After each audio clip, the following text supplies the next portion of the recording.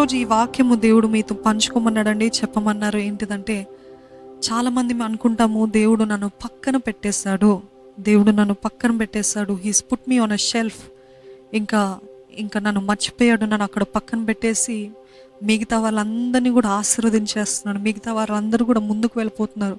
నేను అనుకున్నా, నేను చూస్తున్నా, నా స్నేహితులు అన్నవారు, నా బంధువులు అన్నవారు, నా తోటి వారు, నాకంటే క్వాలిఫికేషన్స్ లేనివారు, అన్ని రీతులుగా నాకంటే తక్కువ ఉన్నవారు కూడా ముందుకు వెళ్ళిపోతున్నారు. నన్ను మాత్రం ఏంటి దేవుడు ఇలాగ పెట్టాడు, నేను మాత్రం ఎందుకు ఇలాగ పక్కన పెట్టిన స్థితిలో ఉండాలి, పక్కన పెట్టబడిన స్థితిలో ఉండాలి.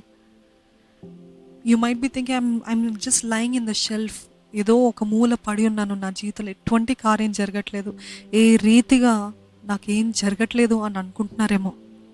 ఆర్ మేబీ యువర్ థింకింగ్, దేవుడు నన్ను శిక్షిస్తున్నాడేమో, నేను చెయ్యని, యోబు అంటాడు కదండి, నేను చెయ్యని నేరానికి దేవుడు నన్ను శిక్షిస్తున్నాడు, నాకు తెలిసినంతవరకు నేను ఏం పాపం చేయలేదు కానీ అయినను దేవుడు నన్ను శిక్షిస్తున్నాడు అనుకున్న యోబు వల్ల ఈరోజు మనం కూడా, మీలో కూడా చాలామంది అనుకుంటూ ఉండొచ్చు, దేవుడు నన్ను శిక్షిస్తున్నాడేమో, దేవుడు నన్ను పరీక్షిస్తున్నాడేమో, లేకపోతే దేవుడు నన్ను పక్కన పెట్టేశాడేమో.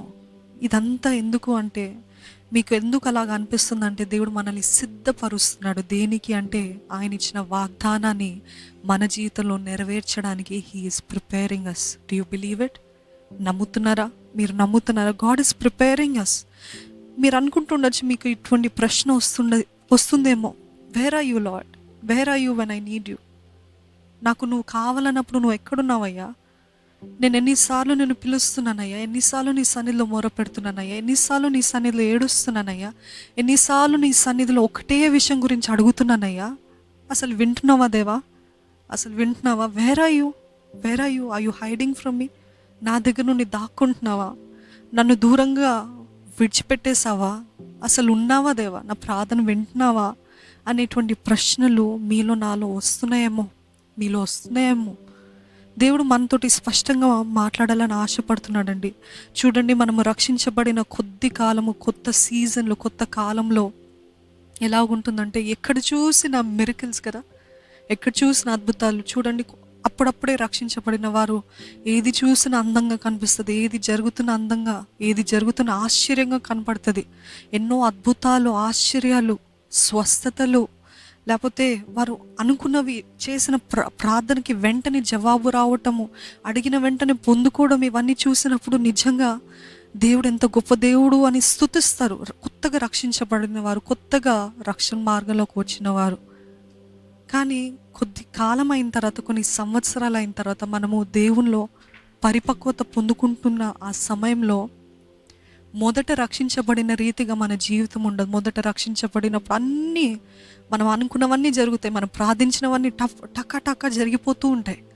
అవన్నీ జరిగినప్పుడు, ఎంత బాగుంది క్రైస్తవ జీవితం, ఎంత ఆనందంగా ఉంది, ఎంత సంతోషంగా ఉంది, నాకు అసలు తక్కువ అంటూ ఏం లేదు, దేవుడు ఎంత గొప్ప దేవుడు అని దేవుని కొనియాడుతూనే ఉంటారు, దేవుని ఎంతగానో ప్రేమిస్తుంటారు. కానీ వెళ్ళగా ఆ పరిపక్వతలోకి, ఆ మెచ్యూరిటీలోకి దేవుడు మనల్ని నడిపించడానికి ఏం చేస్తాడు తెలుసా అండి? చాలా కాలము మౌనంగా ఉంటాడంట. మొదట్లో చేసిన కార్యాలు జరిగించాడు, మొదట్లో వెంటనే పొందుకున్న సమాధానాలు తర్వాత కొద్ది కాలం అయిన తర్వాత మన పయనములో, మన ప్రయాణములో ఆయన వెంటనే మనతో మాట్లాడాడు. వెంటనే మనకి ఏది ఇమ్మీడియట్ ఆన్సర్స్, ఇమ్మీడియట్ రిజల్ట్స్ ఏం కూడా మనకు కనపడవు. అప్పుడు వస్తుంది the true test of faith. అప్పుడు వస్తుంది ఏంటిదంటే the true test of faith, నిజమైన విశ్వాసం యొక్క పరీక్ష అప్పుడు మనకు కనపడుతుంది అన్నమాట. ఏంటి దేవుడు మాట్లాడలేదు, ఏంటి దేవుడు నాతోటి స్పందించట్లేదు, ఏంటి మొదట్లో ఎంతగానో మాట్లాడాడే, మొదట్లో ఎంతగానో ఎన్నో కార్యాలు చేశాడే, అంటే నేను ఏమైనా తప్పు చేస్తున్నానా, నేను ఏమైనా దూరంగా వెళ్ళానా, ఏంటి prayers are taking so long. ప్రార్థన చేస్తే ఆ ప్రార్థనకి కూడా ఎన్ని సంవత్సరాలైనా లేకపోతే ఎన్ని నెలలైనా జవాబు రావట్లేదేమో. మీరు అనుకుంటుండొచ్చు, అవును దేవుడు నాకు ఈ వాగ్దానం ఇచ్చాడు కదా, కానీ ఆ వాగ్దానం ఒక ఎత్తు అయితే, ఆ వాగ్దానం ఇచ్చింది ఒక్క విషయం అయితే, నేను వెళ్ళేది ఆపోజిట్ డైరెక్షన్, ఇంకా వేరే మార్గంలోకి వెళ్ళిపోతున్నానే. I'm moving away from the promise, not toward the promise అని అనుకుంటుండొచ్చేమో. Maybe you're feeling that you're moving away from the promises that God has given you. దేవుడు ఎన్నో వాగ్దానాలు ఇచ్చాడు కదా, దేవుడు ఎన్నో వాగ్దానాలు చేశాడు కదా. Am I moving away from the promises? Is God even listening? Is God even working on my behalf? ఇందాక చెప్పాను కదా, దేవుడు నన్ను పక్కన పెట్టేశాడా? దేవుడు నాకు ఇచ్చిన వాగ్దానాలని మర్చిపోయాడా? ఏంటి అసలు ఏం జరగట్లే? I feel like I'm stuck. ఈరోజు చాలామందికి, do you feel like you're stuck in some place? నేను ఉన్న చోటనే ఉన్నాను, నేను ఎక్కడున్నానో అక్కడే ఆగిపోయాను, ముందుకు వెళ్ళట్లేదు, వెనకాలకి వెళ్ళట్లేదు. ముందుకు వెళ్ళాలంటే కష్టము, వెనకాలకి వెళ్ళాలంటే కూడా కష్టమే. ఏంటి నేను ఇట్లా స్టక్ అయిన పరిస్థితిలో ఉన్నాను? There seems to be no way. ఒక్క మార్గం కూడా లేదే నా జీవితంలో. ఒక మార్గం, దేవుడిని అడుగుతేమో దేవుడు మౌనంగా ఉన్నాడు, ఎవరైనా అడగాలంటే మనసు రావట్లేదు. ఏం జరుగుతుంది నా జీవితంలో అని అర్థం కాని పరిస్థితిలో, అయోమయ పరిస్థితిలో, feels like that stuck season is the terrible season of anybody's life. అర్థం కాని పరిస్థితి. నిజంగా మనం అనుకుంటాము స్టక్ సీజన్ అంటే అది అలాగా ఆగిపోయి ఉంటాము, నిలిచిపోయి ఉంటాము.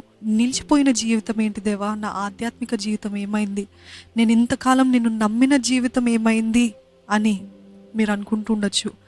ఈ ప్రశ్నలు అనేక మందికి వస్తుంది. నేను నా పరిశుద్ధతను కాపాడుకుంటున్నాను, నేను నా జీవితాన్ని సరిగ్గానే ఉంటున్నాను కదా, జీవితంలో సరిగ్గానే ఉంటున్నాను. Where have I gone wrong?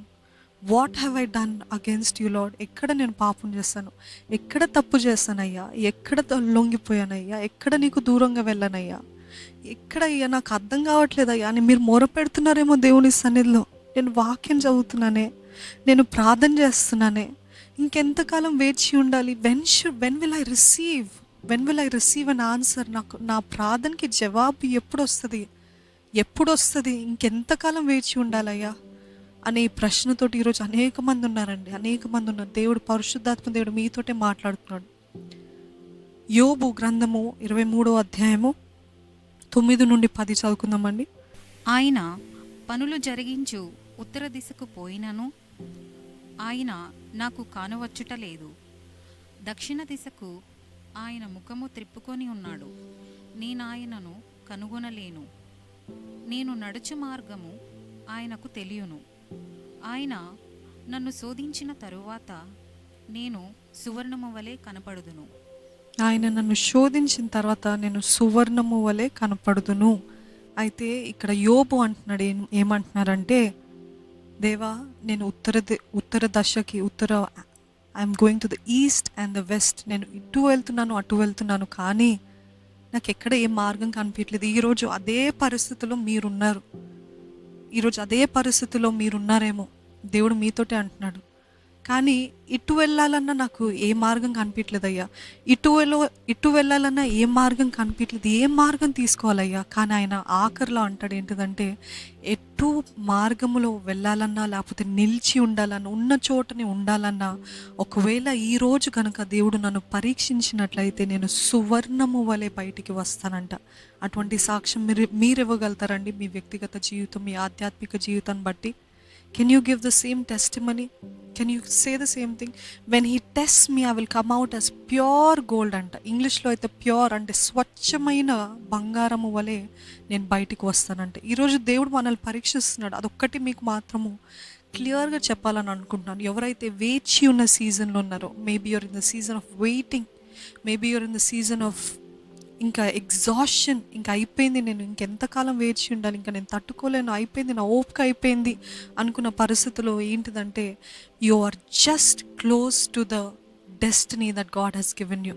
దేవుడు ఉద్దేశించిన ప్రణాళికకి మీరు అతి సమీపంగా ఉన్నారు అని జ్ఞాపకం చేసుకోండి. ఈ సమయంలో మీరు మాత్రము విడిచిపెట్టినట్లయితే, గివప్ చేసినట్లయితే, ఇంకా దేవుడు లేడు, ఏం లేదు అన్నట్టు విసిగిపోయినట్లయితే, maybe you cannot reach what God has planned for you.